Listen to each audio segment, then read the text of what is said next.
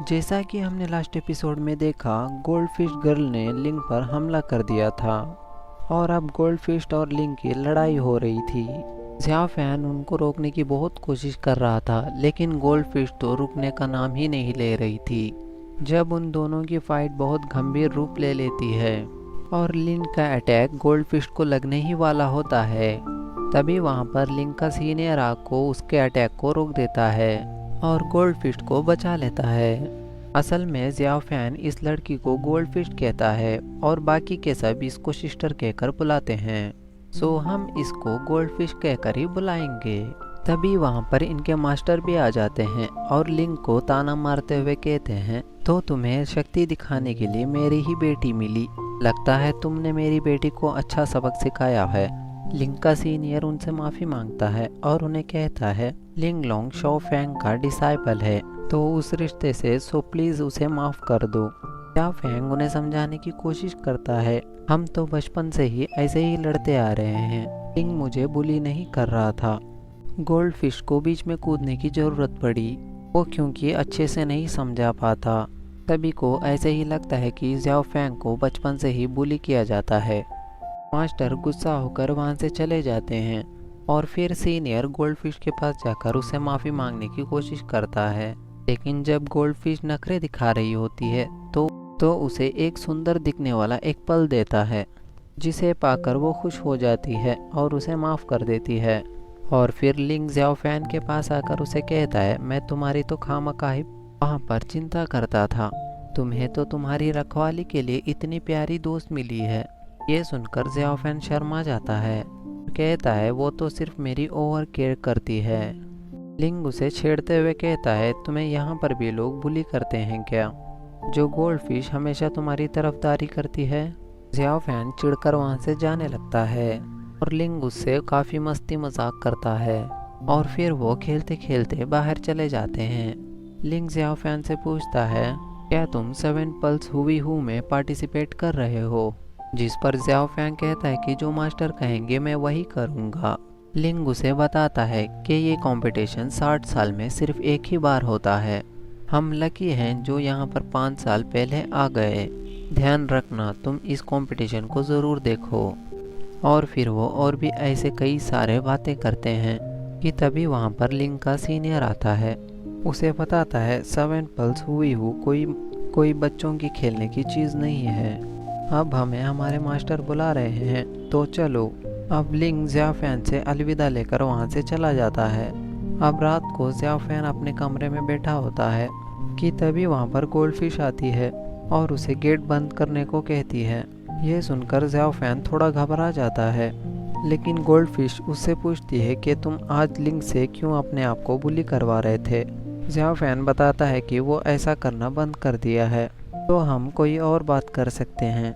Goldfish कहती है कि तुम लोग साथ में बड़े हुए हो, वो तुम्हें बचपन से बुली करता आया है और तुम कुछ नहीं कर पाए हो, मुझे नहीं लगता वो अच्छा लड़का है, इस टाइम तो उसका लक उसे साथ कर गया, वरना मैं उसे आज सबक सिखा ही देती। वो फिर उसे एक इंस्क्रिप्शन देती है। जब उसे ज़िया फैन खोल के देखता है तो ताज़ी क्वाइन इंक्लाइन होता है। वो डर के मारे अपने हाथ से नीचे गिरा देता है, क्योंकि अगर मास्टर की वाइफ को ये पता चल गया तो वो हमें बहुत ज़्यादा डांटेंगी।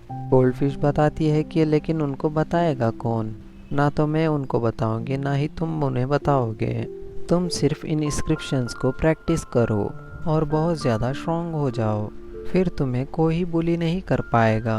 और फिर गोल्डफिश वहाँ से चली जाती है और उसे इंस्क्रिप्शंस को प्रैक्टिस करने को कहती है। ज़िया फैन उन इंस्क्रिप्शंस को उठाता है, लेकिन वो उसको खोलने की हिम्मत नहीं करता और उसे वापस रख देता है।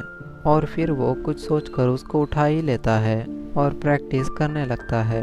अब वो बहुत अच्छे से फ्लेम्स को यूज़ कर पा रहा होता है, वो प्रैक्टिस कर ही रहा होता है, लेकिन तभी उसे कुछ आवाज़ आती है। जब वो जाकर देखता है तो उसे 6 सीनियर दिखते हैं, जो गिरने की वजह से घायल हो गए थे। ज़िया फैन उन्हें उठाने की कोशिश करता है और उनको देखकर बहुत ज़्यादा खुश हो जाता है।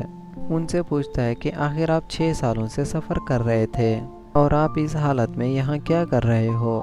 6 सीनियर घबरा कर कुछ सोचता है और कहता है कि मुझे पता था कि तुम यहीं मिलोगे, मैं सबसे पहले तुमसे ही मिलने आ रहा था।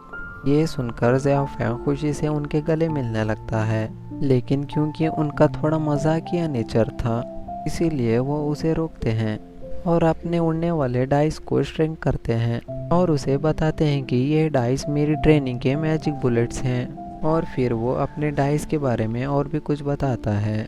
मुझे इसको हासिल करने में बहुत ज़्यादा कष्ट उठाना पड़ा। ये साउथ मिचू सी के ही किनारे मिलता है जहाँ ज़ियाओ फैंग ट्रेनिंग ले रहा था और उनकी ग्रुप को दासू फैंग कहते हैं। और अभी ज़ियाओ फैंग को नहीं पता कि वो दासू फैंग की तरफ से टूर्नामेंट में जा भी पाएगा या नहीं। सिक्स सीनियर बताता है कि इस साल हर पीक से 9 लोग लिए जा रहे हैं। शायद तुम्हारा नंबर भी आ जाए क्योंकि सिर्फ हम 7 लोग हैं। 2 और लोग चाहिए। मास्टर तो जाहिर ले रूबब को तो नहीं भेजेंगे ना, इसीलिए तुम्हारा चांसेस बढ़ जाएंगे आने के।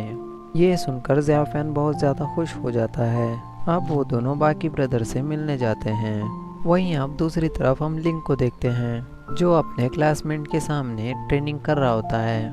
उसकी परफॉर्मेंस को देखकर सब लोग बहुत ज़्यादा हैरान थे। ये battle dragon sword 9-10 magic weapon है। और फिर तभी वहाँ पर मास्टर आते हैं।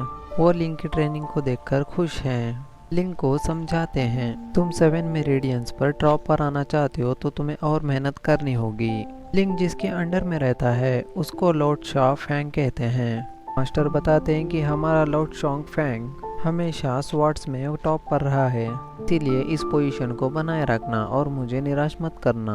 अब फिर इस पूरी वैली के जो मास्टर हैं वो अपने भगवान के उनके आगे जाकर स्तुति करने लगते हैं और उनकी पूजा करने लगते हैं क्योंकि टूर्नामेंट स्टार्ट होने में कुछ ही दिन बाकी रह गए हैं। वहीं अब दूसरी तरफ मजाकिया 6 ब्रदर बाकी ब्रदर से मिलकर उनसे खूब मजा करते हैं।